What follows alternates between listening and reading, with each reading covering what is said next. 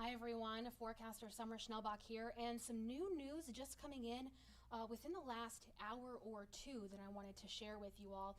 Maybe you've seen it, I posted it on social media already and wrote up a quick web story, but the National Weather Service office in Grand Forks has been continuing to do some work behind the scenes and evaluating the tornadoes that came through during our severe weather outbreak on June 20th. We had numerous tornadoes, and the one that they have been spending extensive time reanalyzing is the first Enderlin tornado on June 20th. So, Enderlin tornado number one. It was preliminary an EF-4 with estimated peak wind gusts of around 180 miles per hour. After further extensive reevaluation, it has now been upgraded to an EF-5, and the peak wind gusts at least 210 miles per hour, according to the National Weather Service. The peak wind was estimated to be right when it hit a train, a railroad crossing. So the time of a train derailment just south of Enderlin, North Dakota. And I'm going to just read some of the details from the post that was put out from the National Weather Service. Give me a second to just pull it up quick.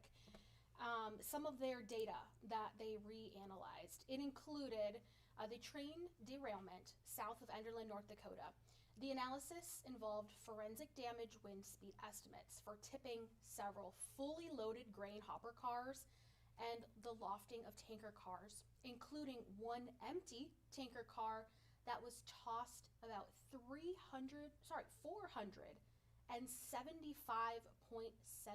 feet. This maximum wind speed also correlates to the maximum strength of the radar's storm relative velocity data from the radar site in Mayville, North Dakota. So further information included some damage to trees along the Maple River near Enderlin and damage to a second farmstead that was along Highway 46. Further analysis of the trees surrounding the Maple River show extensive damage throughout, including large branches, large tree trunks, and attached root ball displacements. So very, very strong wind gusts. Again, estimated peak wind gusts now of 210 miles per hour.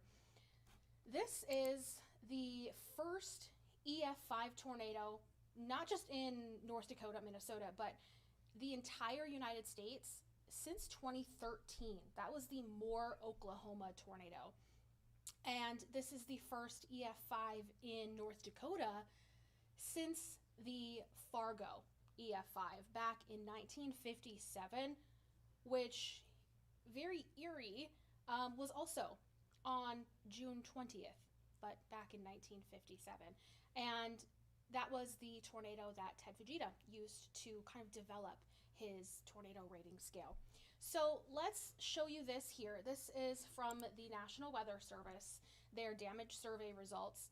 You can see the path there highlighted in the purple pink color. The tornado itself was from 11:02 p.m. to 11:21 p.m. and had a path length of just over 12 miles. You can see it crossed 34th Street southeast. While there were no injuries, this tornado did claim the lives of 3 people as it struck 2 different farmsteads. One of the farmsteads was completely wiped off of its base, so the foundation considered to be swept clean and debris swept downwind and scattered. That was from this information report that came out this morning from the National Weather Service. So some breaking weather news today that will definitely go down in the history books. I mean, June 20th was already a very unique weather scenario. I won't go too much into it, but this event was already going down in the weather history books, and this just adds to it. So I wanted to share that with you before diving into our forecast. So this should say October 6th. I'm just now seeing the date wrong there. Should be October 6th of 2025. We did have some low temperatures in the mid-30s this morning, so we did have a few areas of frost. Now, we do have more frost and freeze potential again tomorrow morning. We'll have clear skies, temperatures close to freezing, and we could see the killing of some sensitive vegetation as well. For tomorrow morning, here's a look at our forecast. Check out Rolla and Langdon, 28 degrees. Going to be chilly. 32 in Devil's Lake and Roseau, 33 in Thief River Falls. If you're looking to get some yard work done, I know we had a lot of wind yesterday, and I don't know about you, but my yard is now full of leaves. So got to do some maybe leaf blowing or some raking. The next couple days, yard work planner, yard work weather is looking good. By the time we get to Thursday and Friday, we do have a few showers in the forecast, so we're calling it fair conditions for yard work. Right now, temperatures have been on the cool side. We're in some 40s and 50s, 45 in Langdon, Thief River, Devil's Lake, 47 in Jamestown, 54 Park Rapids. That's one of the warmer spots at this hour, currently 11:41 a.m. Looking at our afternoon, temperatures will struggle to warm out of the 50s in a few locations. We're expecting right around 60 here in Fargo. At least it'll be a nice sunny day and just a little bit of a breeze out of the west. A little bit breezier in Grand Forks. Not windy, just enough of a breeze to add to the crisp feel in the air. And temperatures remaining in the 50s. Tomorrow afternoon, some places like Langdon and Roseau stuck in the upper 40s. A little closer to 60 in the far southern valley along the North Dakota, South Dakota state line. And it remains cool this week.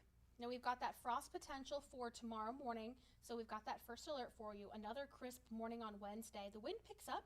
Temperatures warm up for Wednesday and Thursday, closer to 70. Not far from 70 throughout the weekend either, warming up ever so slightly into the weekend with the help of that breeze. We have a couple kind of hit and miss shower chances as we approach the weekend as well that we'll keep an eye out for.